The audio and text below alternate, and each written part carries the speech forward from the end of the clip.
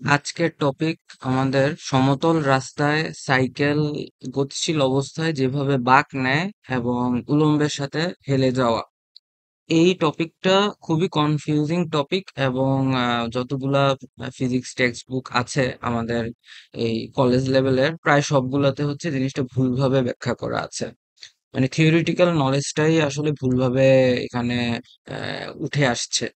So আমার কাজ হচ্ছে আমি এই ভিডিওতে একদম বেসিক থেকে বেসিক এই ওয়ার্ডটা উচ্চারণ করা উচিত না, মানে একদম ফান্ডামেন্টাল কনসেপ্ট গুলো আমি ক্লিয়ার করার ট্রাই করব। দেন আমরা যে সাইকেল বাঁক নেওয়ার ফলে এবং উলম্বের সাথে কিভাবে হেলে যাবে ওইসব সম্পর্কের সাথে রিলেট করব। সো আমি এখানে একটা সাইকেলের ছবি দিয়ে রাখছি, মানে বাঁকটা আসলে বাম দিকে সে নিচ্ছে, এটাই এখানে আমরা বুঝতে পারতেছি ছবি দেখে। তার মানে তার বাঁকটা মূলত এভাবে নেওয়া। সো আমরা একটা সমতল রাস্তায় সাইকেলের বাঁক নেওয়ার একটা আনুপাতিক ছবি এঁকে দেখি যে এই হচ্ছে একটা রাস্তা। এই রাস্তায় আমি যদি অক্ষ একটু কনসিডার করি, অক্ষ এটা আমাদের এক্স ওয়াই অক্ষ। আমি মানে অক্ষ দিয়ে জিনিসগুলো বোঝানোটা হচ্ছে বেস্ট ওয়ে। অ্যান্ড সাইকেলটা হচ্ছে এই ডট ডট লাইন বরাবর গতিশীল, কিন্তু আহ সে উলম্বের সাথে বা তলে সে যেভাবে আছে সেইভাবে ব্যাকা করে আছে। ওকে, সো এই সাদাটা হচ্ছে সাইকেল। সে সমতল ভূমিতে উলম্বের সাথে একটা অ্যাঙ্গেল থিটা অ্যাঙ্গেল তৈরি করে বাঁকা হয়ে মোড়টা নিচ্ছে বা হেলে যাচ্ছে আর কি। সো এই যে বাঁকের মুখে উলম্বের সাথে হেলে যাওয়ার এইখানে যে ফিজিক্সটা কিভাবে এক্সপ্লেন করব সেটা এখন একটু আমরা বিস্তারিত দেখবো। সো প্রথমত এখানে আমাদের যে জিনিসটা সবার আগে বোঝা উচিত এবং জানা উচিত যে তলের মধ্যে লম্ব প্রতিক্রিয়া বল এবং আহ ঘর্ষণ বলটা কিভাবে আছে, এবং এই কনসেপ্টটার গুরুত্ব পরবর্তীতে আমরা দেখব। সো ফার্স্ট অফ অল আমি এখানে একটা তল কনসিডার করলাম। এই তলে আহ একটা বস্তু আছে। সো এই হচ্ছে বস্তু, বস্তুটা হচ্ছে নিচের এই তলে আছে। এখন এই বস্তুর উপর কি কি বল কার্যকর এবং কিভাবে সেই বলগুলা আছে সেটা আমরা ফোর্সের অ্যানালাইসিস করব। সো এই যে ভূমিটা, ভূমিটা হচ্ছে এই বস্তুটার উপরে একটা বল দেয়। সেই বলটাকে আমরা বলি, আমি সম্পূর্ণ বইয়ের মতো করে এখানে নোটেশন গুলো ইউজ করব, নতুন কোনো কিছু এখানে ইউজ করব না। এই ডিরেকশনে হচ্ছে আর কাজ করতেছে। এখন বস্তুকে যদি আমরা ডান দিকে বাহ্যিক বল দেই, তাহলে তার এই তলের সাথে বস্তুর যেই তলের আপেক্ষিক গতির আপেক্ষিক গতিটাকে কমানোর জন্য বিপরীত দিকে একটা ফ্রিকশন ফোর্স কাজ করবে, ফ্রিকশন ফোর্স। ওকে, সো আমি ফ্রিকশন ফোর্সটাকে এই সবুজ চিহ্ন দিয়ে দেখাচ্ছি, সেটা সারফেস বরাবর। ঠিক আছে, এখন আর ও এফ, এই যে ফ্রিকশন ফোর্স এবং আর, এই দুইটা কিন্তু কখন উৎপন্ন হয়? যখন কোনো তলের সাথে তার বস্তুর সংস্পর্শ আসে। তার মানে আর ও এফ এর উৎপত্তি যখন বস্তু ও তলের সংস্পর্শে থাকে। সংস্পর্শে না থাকলে এফ থাকবে না এবং আর থাকবে না, এট দ্য সেম টাইম দুইটাই থাকবে না। এখন আমরা আহ, এই দুইটা জিনিসই আসলে তলের সাথে রিলেটেড বল, এবং ফ্রিকশন ফোর্স এবং আমাদের যে অবিলম্বিক প্রতিক্রিয়া আর, এদের কিন্তু ফিক্সড কোনো ইকুয়েশন নাই। ঠিক আছে, আমাদের শুধুমাত্র ফিক্সড ইকুয়েশন আছে বাহ্যিক বলের, যেটা আমরা নিউটনের দ্বিতীয় সূত্র থেকে পাচ্ছি। কিন্তু আমাদের কিন্তু এই টান বলের কোনো ইকুয়েশন নাই, অবিলম্বিক প্রতিক্রিয়ার কোনো স্পেসিফিক ইকুয়েশন নাই, ফ্রিকশন ফোর্সেরও কিন্তু স্পেসিফিক ইকুয়েশন নাই। বাট বস্তুর গতি বিবেচনায় আমরা ফ্রিকশন ফোর্সকে আলাদা করে তখন ডিফারেন্ট কেসে ডিফারেন্ট সিনারিওতে ফ্রিকশন ফোর্সকে আমরা অ্যানালাইসিস করে থাকি। সো জেনারেলি স্ট্যাটিক ফ্রিকশন বা স্থিতি ঘর্ষণের কোনো ধরনের ইকুয়েশন নাই। এটাই হচ্ছে স্ট্রেট ফরওয়ার্ড অ্যান্সার। এখন যেটা আছে স্ট্যাটিক ফ্রিকশনের ইকুয়েশন, সেটা আমরা শর্ত সাপেক্ষে ইউজ করতে পারি লিমিটিং কেস বিবেচনা করে। আর এবং এফ, এটা হচ্ছে তলের সাথে বস্তুর সংস্পর্শে তৈরি হয়। এখন এই দুইটা বলের একটা লব্ধি বল আছে, এবং এই লব্ধি বলটা কোন দিকে ক্রিয়াশীল? এই লব্ধি বলটা হচ্ছে ঠিক এই বরাবর ক্রিয়াশীল, এবং আমি সেই লব্ধি বলটাকে সি দ্বারা নির্দেশ করতেছি। সো আমি প্রত্যেকটা বলের নাম লিখি। এটা আমাদের আর ভেক্টর দেওয়া উচিত, এটা এফ ভেক্টর। আর ভেক্টর হচ্ছে তলের লম্ব প্রতিক্রিয়া বল, বা অভিলম্বিক অভিলম্বিক বল, বা প্রতিক্রিয়া বল। অভিলম্বিক প্রতিক্রিয়া বল কথাটা ইউজ করা যেতে পারে, তবে শুধু প্রতিক্রিয়া বল ইউজ করাটা একটা কনফিউজিং সিচুয়েশন তৈরি হবে। এবং এফ হচ্ছে ফ্রিকশন ফোর্স, ঘর্ষণ বল। ঠিক আছে, এফ হচ্ছে এখানে ঘর্ষণ বল। আর সি হচ্ছে লব্ধি স্পর্শ বল। লব্ধি স্পর্শ বল, সি এর পরিচয় হচ্ছে লব্ধি স্পর্শ বল। এখন সেটা কার উপর কাজ করতেছে? বস্তুর মধ্যে। ঠিক আছে, তাহলে বস্তুর মধ্যে যদি কাজ করে, আমরা ভেক্টরের লব্ধির নির্ণয়ের সূত্র অনুযায়ী আমরা লিখতে পারি C vector is equal to R vector plus F vector. ঠিক আছে, সি ভেক্টর, সি ভেক্টরটা কি? লব্ধি স্পর্শ বল, বা তুমি বলতে পারো স্পর্শ বল। স্পর্শ বল হচ্ছে অবিলম্বিক প্রতিক্রিয়া এবং ঘর্ষণ বলের লব্ধি, সোজা কথা। সো আমাদের ঘর্ষণ বলের যেই সংজ্ঞা, মানে মূল যে সংজ্ঞা, আমরা সবসময় ঘর্ষণ বল বললে কি বলি? আমরা ঘর্ষণ বলের সংজ্ঞা দেই হচ্ছে যে গতির বিপরীতে যেই বল কাজ করে এবং আপেক্ষিক গতিকে কমানোর ট্রাই করে বা প্রতিহত করার ট্রাই করে। না, এটা কোনো ঘর্ষণ বলের সংজ্ঞা না, এটা হচ্ছে ঘর্ষণ বলের প্রপার্টি, বৈশিষ্ট্য। কিন্তু ঘর্ষণ বলের যেই সংজ্ঞা, প্রপার সংজ্ঞা হচ্ছে স্পর্শক বলের আনুভূমিক উপাংশ। স্পর্শক বলের আনুভূমিক উপাংশ। সো আর আর যেটা, এই আর হচ্ছে স্পর্শক বলের লম্ব উপাংশ। ঠিক আছে, স্পর্শক বলের কারণেই কিন্তু এই দুইটা বলের উৎপত্তি হয়। এখন আমি যদি এই স্পর্শক বল বিবেচনা করি, এখানে স্পর্শক বল বিবেচনা করি যে আমার স্পর্শক বল এই বরাবর আছে সি, এবং এই সি এই বরাবর যদি থাকে, তাহলে আমি এদের উপাংশে বিভাজন করি, তাহলে এই হচ্ছে আমার থিটা। তাহলে উলম্ব বরাবর সি কস থিটা, আনুভূমিক বরাবর সি সাইন থিটা। আমরা বলতে পারি যে সি কস থিটা এবং সি সাইন থিটা হচ্ছে তাদের উপাংশ। তাহলে সি কস থিটা এর নামই হচ্ছে আর, অবিলম্বিক প্রতিক্রিয়া, এবং সি সাইন থিটা এর নামটাই কি? ফ্রিকশন। বুঝাইতে পারছি কিভাবে আমাদের ফ্রিকশন এবং আর এর মানে গাণিতিক ভাবে এবং ফিজিক্যাল মিনিংটা আমরা বুঝতে পারি। এখন অনেকে এখানে কোয়েশ্চেন করতে পারো যে ভাইয়া এখানে তো বস্তুর তল আছে, যেটা আবার পৃথিবীর উপরে বল দিচ্ছে। ইয়েস, কারেক্ট, আছে। সেটাও আমরা এখানে এখন দেখতে পারি। তাহলে এখানে আমরা নেক্সট পেজে আমি আলোচনা করি যে বস্তুর তল, বস্তুর তল পৃথিবীকে পৃথিবীকে কি দিচ্ছে? বল প্রয়োগ করতেছে, বস্তুর তল কিন্তু। ঠিক আছে, আর তাইলে এটা কি? বস্তু পৃথিবীর উপর অভিলম্বিক প্রতিক্রিয়া দিতেছে। ঠিক আছে, যেটা পৃথিবী বস্তুর উপর অভিলম্বিক প্রতিক্রিয়ার বল আর কি, মানে বিপরীত বল আমরা বলতে পারি নিউটনের তৃতীয় সূত্র অনুযায়ী, অ্যাকশন রিঅ্যাকশন পেয়ার। এখন বস্তুর তল পৃথিবীকে কি ঘর্ষণ বল দিচ্ছে না? অবশ্যই দিচ্ছে, গতির কারণে। ঠিক আছে, আমরা যদি বস্তুকে রেফারেন্স ফ্রেম বিবেচনা করি, মানে বস্তুর উপর যদি বাহ্যিক বল আহ এই দিকে প্রয়োগের কারণে ঘর্ষণ বল কোন দিকে ক্রিয়া করতেছে? ঘর্ষণ বল বস্তুর মধ্যে এই দিকে ক্রিয়া করতেছে, এই বাহ্যিক বলের কারণে। একইভাবে আমরা বস্তুকে স্থির ধরে যদি পৃথিবীকে গতিশীল বিবেচনা করি, তখন ঘর্ষণ বল কোন দিকে ক্রিয়া করবে?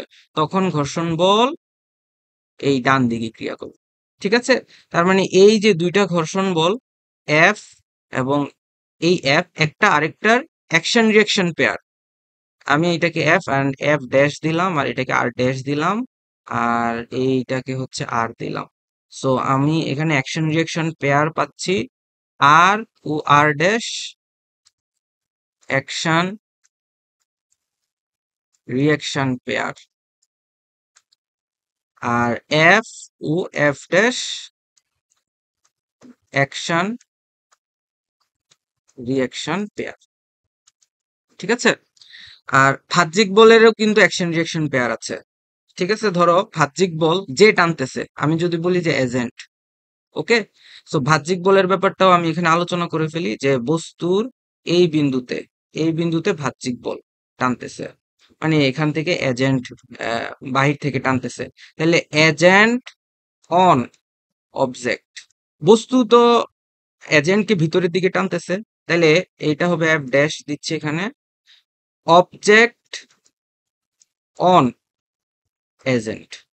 ঠিক আছে, এই এই জিনিসটা আমাদেরকে এখানে মানে অ্যাকশন রিঅ্যাকশন পেয়ার বা নিউটনের থার্ড ল প্রত্যেকটা বলের জন্য যে খাটে সেই জিনিসটা আমাদের বুঝতে হবে। কিন্তু আমরা অনেক কিছুতে নিউটনের থার্ড ল ভালোভাবে অ্যাপ্লাই করতে পারি না এবং ক্রিয়ার প্রতিক্রিয়া ভুলভাবে বের করে থাকি।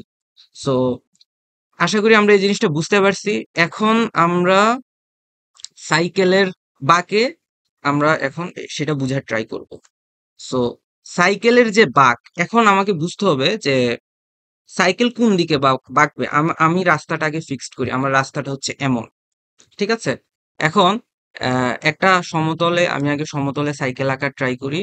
আমার সাইকেল আঁকার সিচুয়েশন খুব একটা ভালো না, তারপর আমি ট্রাই করি যে ভালোভাবে সাইকেলটা বোঝানোর জন্য। আমাদের এটা হলো একটা সমতলে সাইকেল আরোহী আছে। সো সাইকেল আরোহী আছে এভাবে, এভাবে আছে সাইকেল আরোহী। সো এখন সে একটা সোজা রাস্তায় সে সাইকেল চালাচ্ছে। এখন তাকে বাঁকের মুখে চলতে হবে, সে কোন দিকে সে হেলে পড়বে, কোন দিকে হেলে পড়লে তার জন্য সুবিধা হবে। সো আমরা একটা জিনিস মাথায় রাখি, আমরা যখন কোনো সার্কুলার রোড বা সার্কুলার পাথে আমরা রোটেট করব বা ঘুরবো বা হচ্ছে বাঁক নিব, তখন কিন্তু আমাদের কেন্দ্রমুখী বলের যোগান দেয়া লাগবে বা কেন্দ্রমুখী বলটা কেউ না কেউ দিবে। ঠিক আছে, সে কে দিবে সেটা আমরা পরে আলোচনা করব। কিন্তু আগে আমাদের বুঝতে হবে যে বৃত্তাকার পথে আমি এই পথে যাচ্ছি, তাহলে আমার একটা কেন্দ্রমুখী বল থাকবে এবং সেই বলের ডিরেকশনটা কোন দিকে, কেন্দ্র বরাবর। এটা আমাদেরকে এখানে বুঝতে হবে ক্লিয়ারলি। কেন্দ্র বরাবর কেন্দ্রমুখী বল থাকবে, তাইলে আমাকে কেন্দ্রমুখী বলের যে যোগান দেওয়ার জন্য আমাকে বেঁকে যেতে হবে। কোন দিকে বাঁকতে হবে, ঠিক এই লেফট সাইডে বাঁকতে হবে। তার মানে নতুন সিনারিওটা হবে এরকম, নতুন সিনারিও এরকম হয়ে যাবে। আমি জাস্ট এখানে বোঝানোর জন্য আঁকি, আহ এই কালারটা ইউজ করি যাতে বোঝা যায়। সো এইটা হচ্ছে আমার এই দিকে বেঁকে যাবে, ওকে। সো আমি জাস্ট এভাবে বুঝাই, হ্যাঁ এইভাবে বেঁকে যাবে। তাইলে এখন আমরা এই জায়গা থেকে একটু বুঝার ট্রাই করি যে উলম্বের সাথে সে কিভাবে বেঁকে যাবে। আমি এখানে অক্ষ দিয়ে একটু বোঝানোর ট্রাই করি। সো এটা হচ্ছে আমার আদি অক্ষ, সে এভাবে ছিল আদি সিচুয়েশন। আর এটা হচ্ছে আমার নতুন সিচুয়েশন, ফাইনাল সিচুয়েশন। ঠিক আছে, এটা ফাইনাল সিচুয়েশন। এখন সে বেঁকে গেল কতটুকু, সে এতটুকু বেঁকে গেল। তো সে এখানে বেঁকে গেল, এখন এখানে বেঁকে যাওয়ার যে সুবিধা এবং আহ সুবিধাগুলা নিয়ে এখন আমরা আলোচনা করব। কেন সে বেঁকে গেল বা এখানে বেঁকে গেলে কি সুবিধা হবে। এবার এটার ফোর্স অ্যানালাইসিস করব আমরা, তার কি কি সুবিধা এবং কি কি এখানে হচ্ছে। সো ফার্স্ট অফ অল, কিছু জিনিস আমাদেরকে এখানে ভুল ব্যাখ্যা করলে হবে না। অভিলম্বিক প্রতিক্রিয়া সবসময় বস্তু যেই তলে থাকবে তার সাথে লম্ব বরাবর কাজ করবে। সো আমি এইটা এখানে একটু ব্যাখ্যা করার ট্রাই করি যে আমি অক্ষটা আঁকি। এখানে আমি যেই হলুদের রডের মতো একটা দণ্ড দেখালাম, এটা হচ্ছে সাইকেল বেঁকে আছে, সাইকেল এখানে বেঁকে আছে। সো সাইকেল এখানে বেঁকে আছে থিটা অ্যাঙ্গেলে।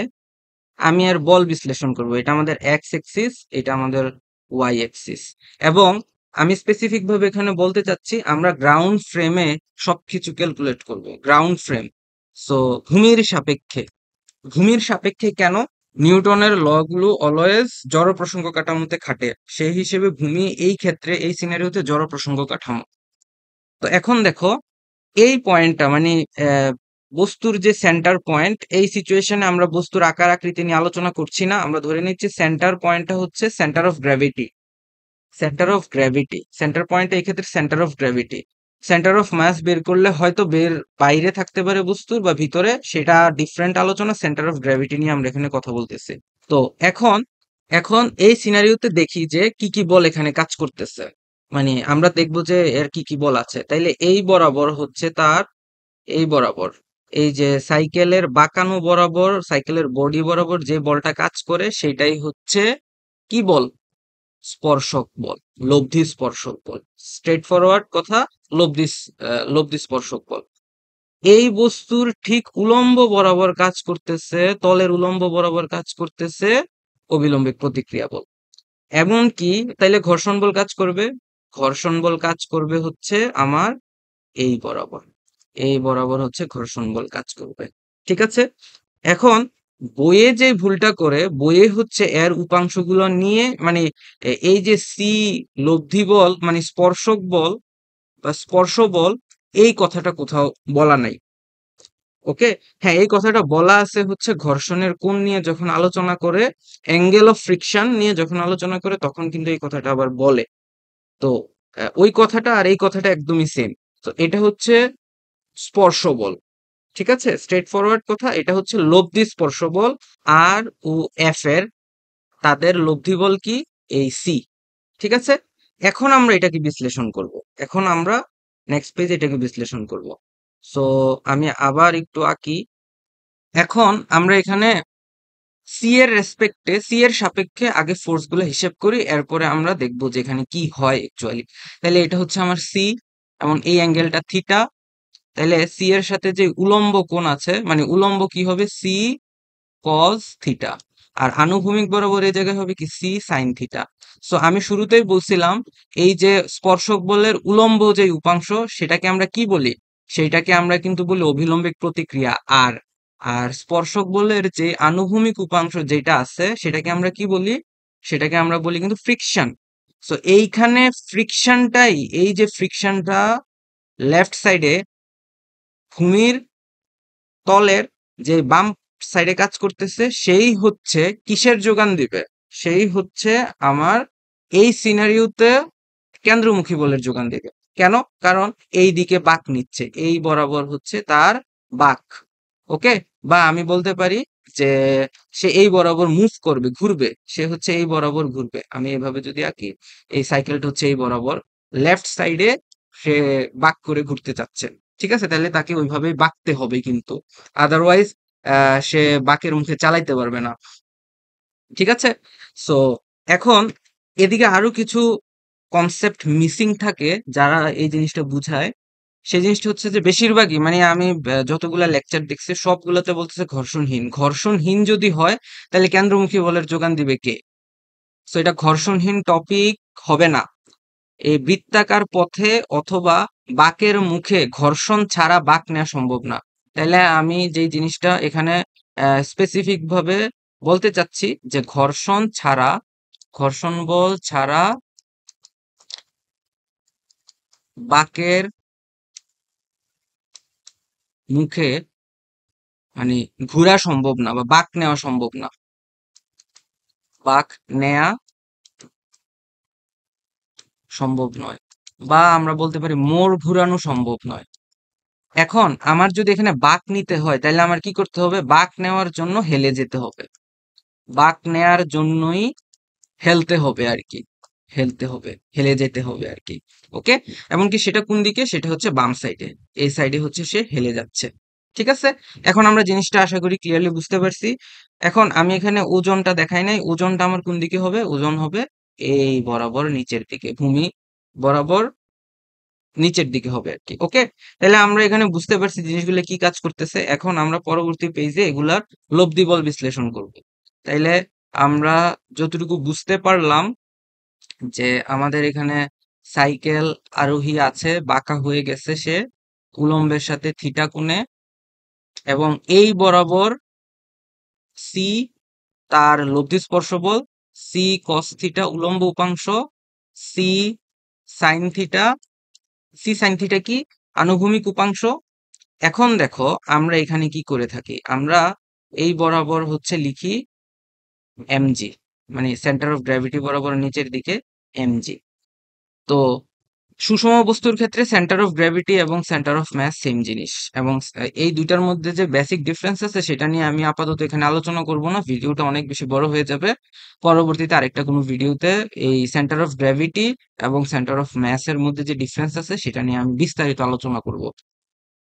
সো কখন কোনটা নিতে হয় সেটা নিয়েও বলবো অবশ্যই। তো এখন আমরা এখানে দেখি যে ওয়াই অক্ষ বরাবর আমাদের কোনো গতি আছে কিনা? না, আমাদের ওয়াই অক্ষ বরাবর কোনো গতি নেই। তার মানে summation of F of Y is equal to zero. So উপরের দিকে কোন বল আছে? উপরের দিকে আছে সি কস থিটা, এবং নিচের দিকে আছে কে? তাহলে ওই জিরো হইলে উপরের বল এবং নিচের বল সমান, C cos theta is equal to M G. এইটা আমাদের 1 নং সমীকরণ। আর এইদিকে দেখো, সে যেহেতু বাঁক নিচ্ছে, তার মানে এই বরাবর তার কোন বল আছে? কেন্দ্রমুখী বল। ঠিক আছে? এবং এফ অফ এক্স এই বরাবর কিন্তু লব্ধি বল শূন্য না, নট ইকুয়াল টু জিরো। তার মানে এই বরাবর যে লব্ধি বল, সেটা কি? লব্ধি বলটা এফ সি, সেটা কিসের সমান? সি সাইন থিটা এর সমান। তুমি এটার উল্টাও লিখতে পারো, কোনো সমস্যা নেই। আমি জাস্ট এভাবে লিখলাম। এভাবে না লিখে আগের মতো লিখাটাই বেটার হবে। C sine theta is equal to F C. ঠিক আছে?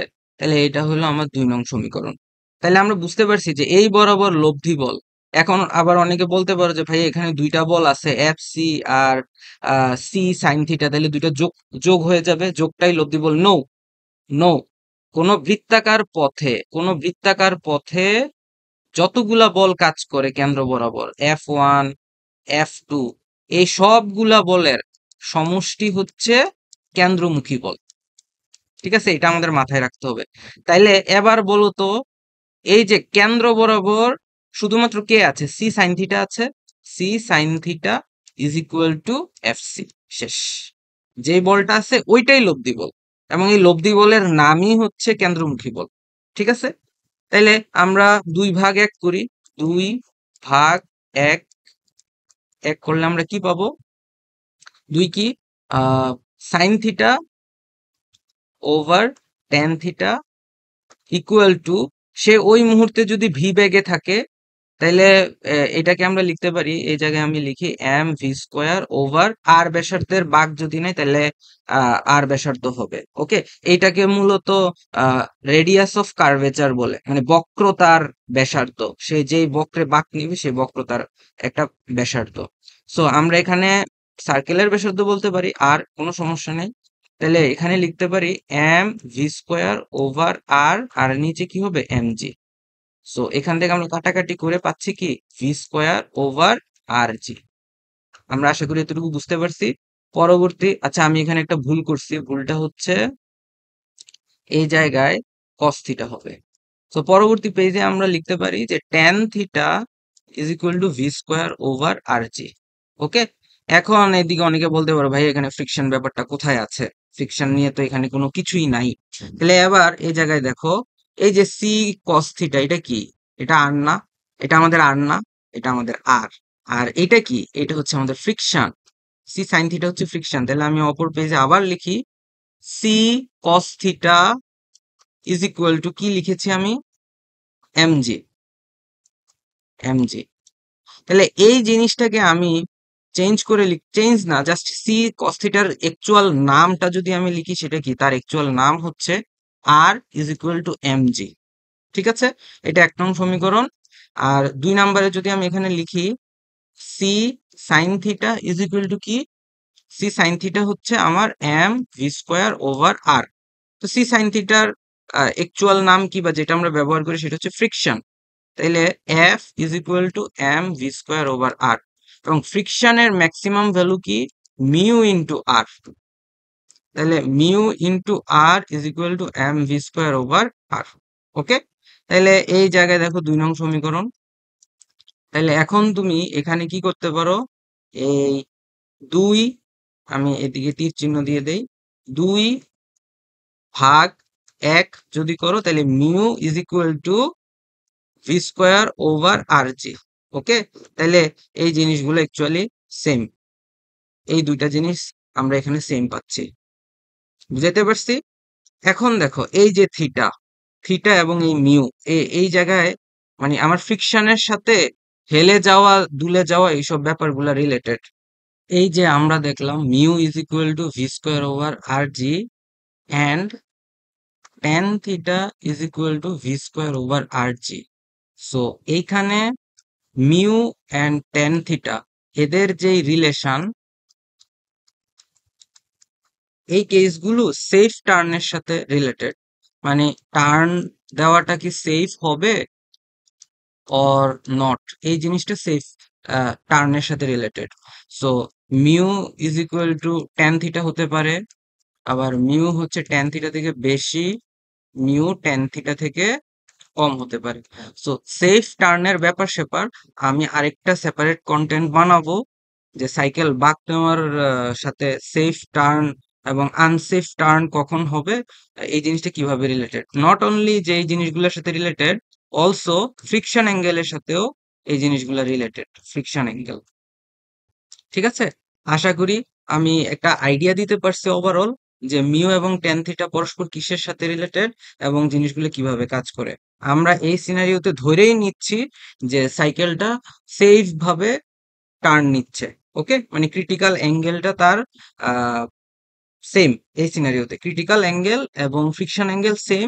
দ্যাটস ওয়াই আমরা এই সিনারিওতে বলতে পারি যে tan theta is equal two mu এবং সে সেফ টার্ন করতেছে। সো এটার ডিটেলস আলোচনা আমি পরবর্তী আরেকটা কন্টেন্টে করব। সো এখন আমরা দেখব যে এই যে এরা যে টার্ন নিল এবং কি আমরা এই জিনিসগুলো একটা আরেকটার সাথে রিলেট করলাম, সেফ টার্নের সাথে কিন্তু আবার ব্যাগেরও সম্পর্ক আছে। সো জাস্ট কন্ডিশন দিয়ে কিন্তু আমরা সেফ টার্নটা দেখাতে পারবো না, কখন ব্যাগ বেশি হইলে টার্ন কেমন হবে, ব্যাগ কম হলে টার্ন কেমন হবে, সেটা ফ্রিকশনের সাথে কিভাবে রিলেটেড, এসব কিছু আমরা আরেকটা সেপারেট কন্টেন্টে সাইকেলের বাকের বলতে পারি পার্ট 2 আসবে।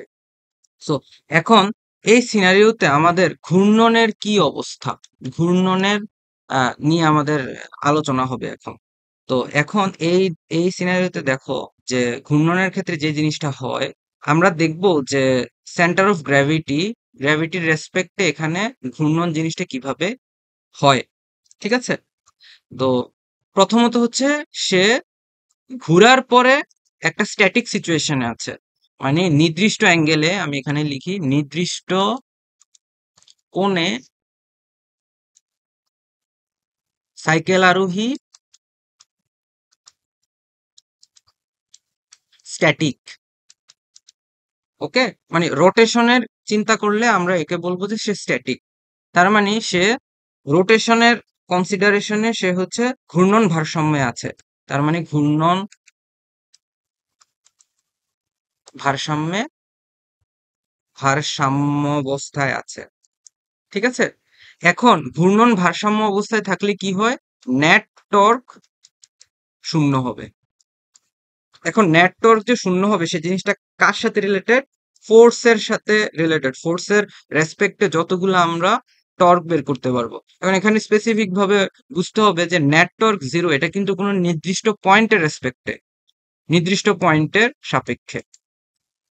এখন এখানে আমরা একটু দেখি যে নির্দিষ্ট পয়েন্টটা আমাদের কি ছিল, নির্দিষ্ট পয়েন্ট হচ্ছে সেন্টার অফ গ্র্যাভিটি ছিল, আমি এটাকে সিজি দিলাম, সেন্টার অফ গ্র্যাভিটি। এখন এই সেন্টার অফ গ্র্যাভিটির রেসপেক্টে আমি সবগুলো ফোর্স দেখাই, সেই ফোর্স গুলা হচ্ছে আহ এই কালি দিয়ে দেখাচ্ছি, এই বরাবর আমার এমজি, এই বরাবর এমজি, এই বরাবর আমার নর্মাল ফোর্স বলি বা তলের প্রতিক্রিয়া বলবো, এ বরাবর হচ্ছে আমার ফ্রিকশন। তাহলে আমি সবগুলো এখানে দেখাই, আহ এই হইল আর, এই হইল এফ, এবং এই হচ্ছে এমজি। তাইলে দেখো এমজি একবারে সেন্টার অফ গ্র্যাভিটির, মানে যে পয়েন্টের রেসপেক্টে আমরা বের করতে চাচ্ছি সেই পয়েন্টের বরাবর। তাহলে এমজি দ্বারা নেট টর্ক, সরি এমজি দ্বারা টর্ক হচ্ছে আমার শূন্য। এখন দেখো এই নর্মাল ফোর্স বা এই আমার তলের প্রতিক্রিয়া বল সে হচ্ছে এই দিকে কাজ করতেছে, মানে বাম সাইডে সে বস্তুটাকে রোটেট করার জন্য একটা টর্ক দিচ্ছে, সো টর্ক ওয়ান। আর ফ্রিকশন হচ্ছে ঠিক উল্টা ডিরেকশনে আরেকটা টর্ক দিচ্ছে। ওকে, তো আমি যদি টি ওয়ান টর্ক ওয়ান ধরি এটাকে, এবং এটাকে যদি টর্ক টু ধরি, তাহলে আমি লিখতে পারবো যে নেট টর্ক এখানে আসবে এমজি এর দ্বারা টর্ক প্লাস, আমি সেটা ভালো করে লিখি একটু নিচের দিকে, net torque is equal two MG এর দ্বারা তৈরি টর্ক প্লাস রিয়াকশন, মানে তলের রিয়াকশন ফোর্স দ্বারা তৈরি প্লাস ফ্রিকশন ফোর্স দ্বারা। এখন এখানে দেখো যেহেতু সে স্ট্যাটিক ইকুইলিব্রিয়াম এবং অন্যান্য সব ধরনের মানে আমরা ইউনিফর্ম চিন্তা ভাবনা করতেছি, মানে বস্তুর জটিলতা সহ বাঘ যেভাবে নিচ্ছে সবকিছু একটা সুষমভাবে চিন্তা করতেছি। এবং সেই ক্ষেত্রে তোমার এই সিনারিওটা, এই ক্ষেত্রে এমজিটা হচ্ছে, এমজির কারণে সৃষ্ট টর্ক শূন্য, এবং এই যে তলের রিয়েকশন ফোর্সের কারণে যদি তার টর্ক টাউ হয়, আর ফ্রিকশনের কারণে মাইনাস টাউ হবে, এবং সেটা শূন্য হবে। কেন আমি এই জিনিসটাকে সমান ধরলাম? কারণ সে তো ঘুরে পড়ে যাচ্ছে না, কোনো একটা দিকে তো তার টর্ক বেশি না, যে কারণে সে ঘুরবে, তার তো কোনো ঘূর্ণন ইফেক্ট নাই। ওকে। এবং এবং এই নেট টর্ক যাতে শূন্য হয়, সে এমন ভাবে বাঁক নিবে যেন তার এই লব্ধি লব্ধি স্পর্শ বল একবারে সাইক্লিস্টের বডি বরাবর থাকে। ঠিক আছে? তার লব্ধি স্পর্শ বল একবারে বডি বরাবর থাকবে, সে এমন ভাবে বাঁক নিবে। ঠিক আছে? সো এটা সেফ হেলানোর, হেলে বাঁক নেওয়ার একটা এক্সাম্পল। আমরা নেক্সট আরেকটা ইয়েতে, ভিডিওতে কিভাবে বাগটা সেফ হইতে পারে বা আনসেফ সিচুয়েশন কি, তখন সেটা আমরা বুঝবো। সো আলটিমেটলি আমরা যেই টপিকে আজকে আলোচনা করলাম সেটার একটু ফোর্সের অ্যানালাইসিস দেখি। আমরা দেখলাম যে summation of net force not equal to zero. কেন?